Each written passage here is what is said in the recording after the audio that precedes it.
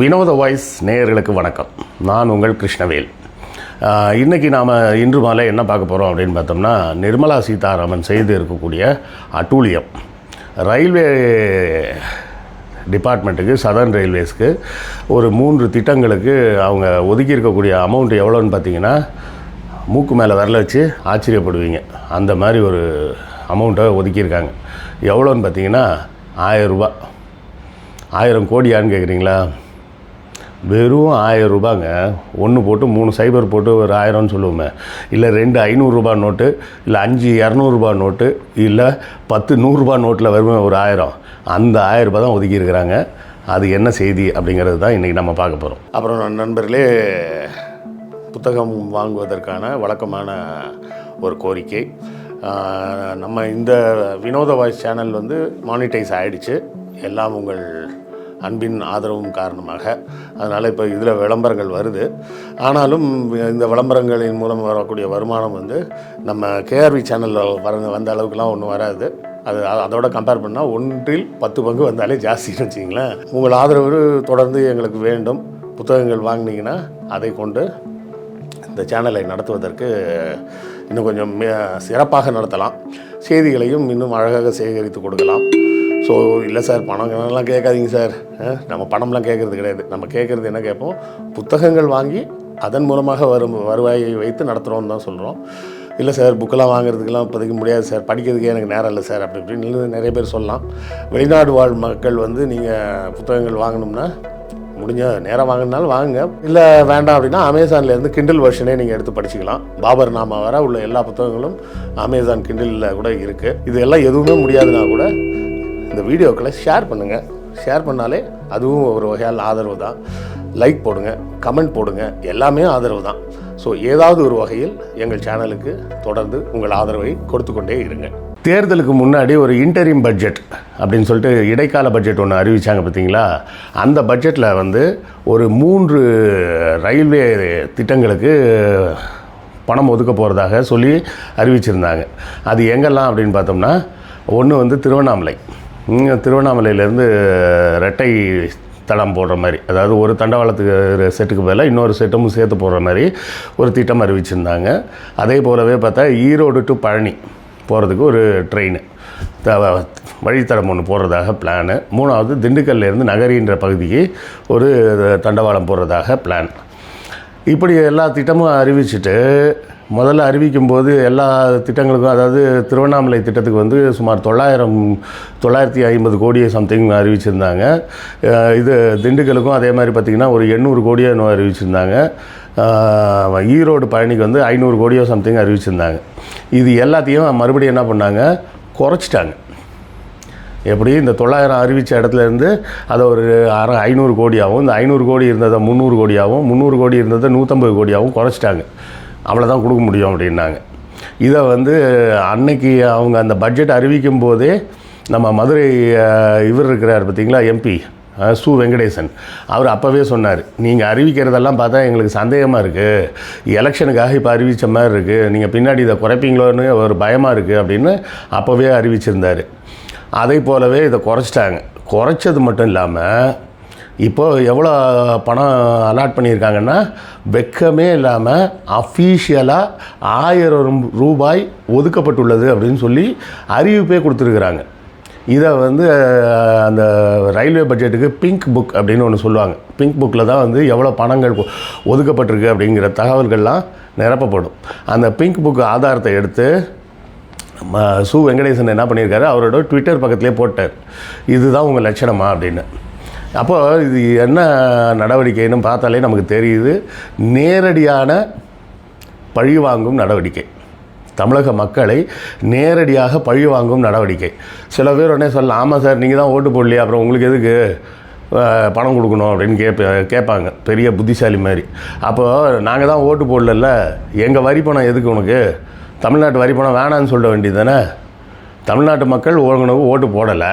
அப்போ தமிழ்நாட்டு மக்களோட வரி பணம் மட்டும் உனக்கு வேணும், எங்களுக்கு உள்ள திட்டத்துக்கெல்லாம் நீ எந்த காசையும் கொடுக்க மாட்டியா?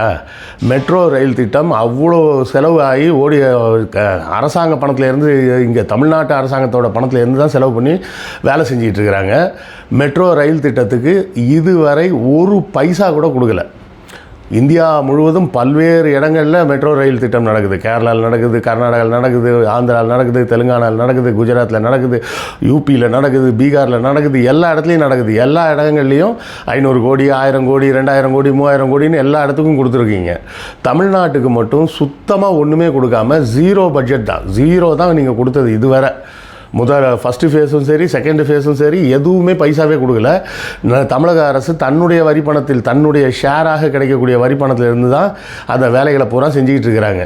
ஜிஎஸ்டியால் ஏற்படக்கூடிய இழப்பீடு அப்படின்னு சொல்லி அதுக்கு ஒரு அமௌண்ட் ஒதுக்கி இருந்தது. அந்த அமௌண்ட்டை ஒதுக்குனதோடு சரி, ஜிஎஸ்டி வந்து இவ்வளோ வருஷமாகுது, இன்றைக்கி வர அந்த இழப்பீடு தொகையை கூட நீங்கள் தரவே இல்லை. தர வேண்டிய அமௌண்ட்டும் தரல. ஏற்கனவே பார்த்தோம்னா வரி வசூல் வந்து ₹1 வரி வசூல் பண்ணால் 29 பைசா தான் கொடுக்குற. அந்த 29 பைசாவும் ஒழுங்காக கொடுக்கறது இல்லை அப்படிங்கிறது தான் இப்போ பிரச்சனையாக இருக்குது. நல்லா யோசிச்சு பாருங்கள், என்ன ஒரு ஆணவம், என்ன ஒரு எகத்தாளம் இருந்தால் இப்படி ஒரு வேலையை செஞ்சுருப்பாங்க. நீ ஒதுக்காமையே இருந்திருந்தா கூட எப்பவும் போல் நீ ஒதுக்கலை அப்படின்ட்டு போயிடலாம். நீ மெட்ரோக்கெல்லாம் எனக்கு காசாக கொடுத்துருக்குற, அதே போலவே இந்த மாதிரி ரயில்வே திட்டங்கள் அறிவித்தோம் அப்படிங்கிறதோட விட்டுட்டு பேசாமல் போயிருந்துருக்கலாம். நீ திட்டத்தை செயல்படுத்தாமே போயிருக்கலாம். இந்த ₹1000 வச்சுட்டு என்ன வாங்க முடியும்? ஒரு ட்ரெயின் பொம்மை தான் வாங்க முடியும். ட்ரெயின் செட்டே வந்து ₹1500 மேலே. வெக்கமே இல்லாமல் 3 திட்டங்களுக்கு ₹1000 ஒதுக்கியிருக்கிய இந்த லட்சணத்தில் இந்த அரசாங்கத்தை பார்த்து நீ வந்து கேள்வி கேட்குற. ₹1000 கொடுக்குறிய, ₹1000 எதுக்கு யூஸ் ஆகும்? நாக்கு வலிக்கு எதுக்காக யூஸ் ஆகும்? என் வீட்டு பொண்டாட்டிக்கு ₹1000 எதுக்கு நீ கொடுக்குற? என் வீட்டு பிள்ளைங்களுக்கு நீ ஏன் ₹1000 கொடுக்குற அப்படின்னு கேட்டுக்கிட்டு இருக்கிற. இங்கே சமூக விடுதலைக்காக கொடுக்கப்படக்கூடிய தொகையை ஏளனமாகவும் எகத்தாளமாகவும் பேசக்கூடிய இதே நிர்மலா சீதாராமன், சீமான் போன்றவர்கள்லாம் இதை கேட்க மாட்டாங்களா? சீமான் மற்றவங்கெல்லாம் கேட்குறாருல, இதை கேட்க வேண்டியது தானே? ஏம்மா உனக்கு கொஞ்சம் கூட வெக்கமே இல்லையா? அது எப்படிம்மா ஒரு ₹300 கோடி ப்ராஜெக்ட்டுக்கு எவ்வளோ தொகை ஒதுக்கியிருக்குன்னா வெறும் ₹1000 ஒதுக்கியிருக்கிறைய, இது என்ன நியாயம்? ஒரு பாதி தொகை ஒதுக்கியிருந்தால் கூட பரவாயில்ல, இல்லை தொகையே ஒதுக்கலனாலும் கூட பரவாயில்ல. ₹1000 அப்படின்னு ஒதுக்கிறது எதுக்காக? தமிழர்களை கேவலப்படுத்துவதற்காக, நம்மளை பார்த்து நக்கலாக சிரிக்கிறதுக்கு. என்னடா பண்ணுவீங்க நீங்கள்? இந்த பற்றியா வச்சுக்கோ, இந்த ₹1000 வச்சுக்கோ, போய் ட்ரெயின் தண்டவாளம் போட்டுக்கோ அப்படின்னு சொல்கிற மாதிரி தானே இந்த வேலை நடக்குது. திருவண்ணாமலையில் இருக்கிற மக்கள்லாம் வந்து அதில் யாருமே வந்து பாஜகவுக்கு ஓட்டு போடலையா? அங்கேயும் தான் 10,000 20,000 ஓட்டு வாங்கியிருக்கீங்க. எல்லா பகுதியிலும் தான் அங்கங்கே 10,000 15,000 ஓட்டு வாங்கியிருக்கீங்களே ஏமாற்றி. அப்போ அந்த ஓட்டு போட்டவங்க வந்து மக்கள் இல்லையா? அவங்களும் தானே அந்த ட்ரெயினில் போகிறாங்க. இங்கே சங்கி பயலுக மாதிரி சுற்றிட்டு இருக்கிறாங்களே, இந்த சங்கி பயலுக நீங்களும் தாண்டா அந்த ட்ரெயினில் போகிறீங்க. நீங்களாம் அந்த ட்ரெயினில் போக மாட்டிங்களா? இல்லை மெட்ரோ திட்டம் வந்து ஒன்றிய அரசாங்கம் காசே கொடுக்கல, அதனால் நாங்கள் அதில் ஏற மாட்டோம், ஸ்டாலின் அரசாங்கம் தான் கட்டிச்சு, அதனால் நாங்கள் அதில் ஏற மாட்டோம்னு சொல்ல போறியா? ஏறி போதானே போகிற சொகுசா?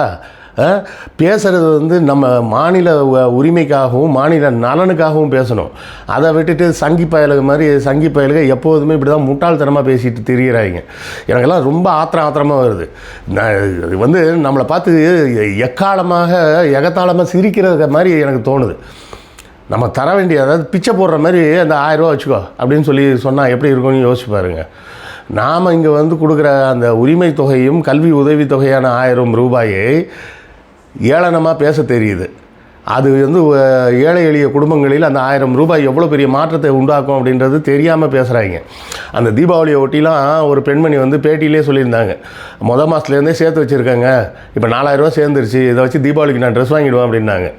அப்போ அந்த மாதிரி அந்த பணம் வந்து எவ்வளோ பெரிய உதவியாக இருக்கக்கூடும் அப்படின்றதெல்லாம் தெரியாமல் முட்டாள்தனமாக பேசிக்கிட்டு நம்ம விலையில்லா கட்டண பேருந்து அப்படின்னு சொல்லி நம்ம அறிவிக்கும்போது அதுக்கெல்லாம் கேலியும் கிண்டலும் பண்ணிக்கிட்டு இருக்கிறது.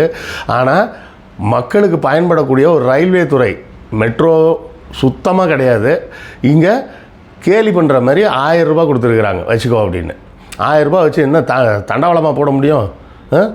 அதான் சொன்னேன், ஒரு ட்ரெயின் செட்டு பொம்மை கூட வாங்க முடியாது. இப்படி ஒன்றிய அரசாங்கத்தின் மற்றும் நிர்மலா சீதாராமனின் செயல்கள் எல்லாமே தமிழ்நாட்டை கேவலப்படுத்துவதாகத்தான் இருக்குது. இங்கேயே ஒரு தடவை வந்துட்டு என்ன சொல்லிச்சு அந்த அம்மா, காசை உண்டியலில் போடாத, தட்டில் போடு, மயிலாப்பூர் மாமாவுக்கு மட்டும் கொடு அப்படின்றது தானே அதோட அர்த்தம். உங்களுக்கு தொடர்ச்சியாக தமிழர் மீதான வெறுப்பு, தமிழ்நாட்டின் மீதான காழ்ப்புணர்ச்சி, நாம் இப்படி எதுவுமே கொடுக்கலனா கூட இவனுக்கு பாட்டுக்கு முன்னேறிடுறாங்களாடா அப்படின்ற ஒரு வைத்தறிச்சல் தானே உனக்கு.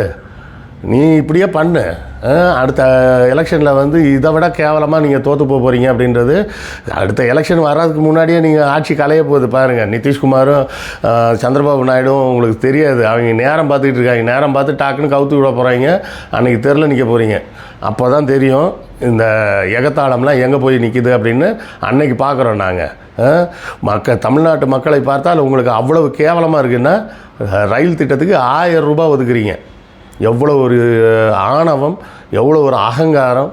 இந்த ஆணவம் அகங்காரம் இது உங்களுக்கு மேலே ஆணவம் அகங்காரமாக இருந்தவர்கள்லாம் மண்ணோடு மண்ணாக போன வரலாற்று சரித்திரங்கள்லாம் இருக்குது. ரொம்ப ஆடாதீங்க, இல்லை ரொம்ப ஆடுங்க, அதான் நல்லது. நீங்கள் ஆட தான் மொத்தமாக கூண்டோடு போய் சேருவீங்க. அடுத்த காணொளியில் சந்திப்போம். நன்றி, வணக்கம்.